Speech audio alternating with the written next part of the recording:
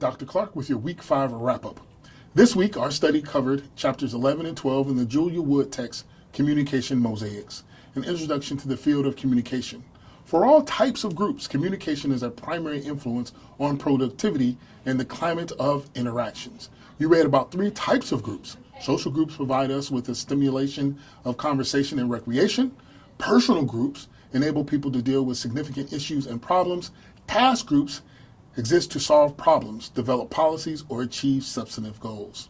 Each group type, however, requires constructive participation, which includes communication that deals with the group task, that organizes group work, and that enhances group climate. Next, you have task communication, which focuses on the problem, issues, and information that the group needs to work with. Procedural communication helps a group get organized and to stay on track in its decision making. Climate communication creates and maintains an environment where members are encouraged to contribute freely and to evaluate ideas critically. Lastly, egocentric or dysfunctional communication is used to block others or to call attention to oneself. Chapter 11 discussed conflict. Remember that effective group and team communication requires constructive management of conflict. Conflict should be managed skillfully and not glossed over, since it stimulates critical thought and increases understanding. Chapter 12 focused on organizational communication. What is the difference, you ask, between group and organizational communication?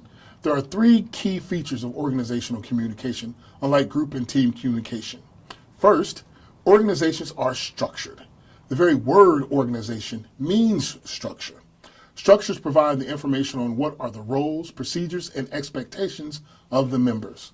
Most modern organizations rely on a hierarchical structure which specifies chains of command. But it is not the only structural method.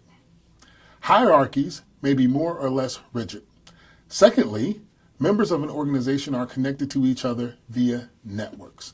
Networks are formal and informal links between members of organizations.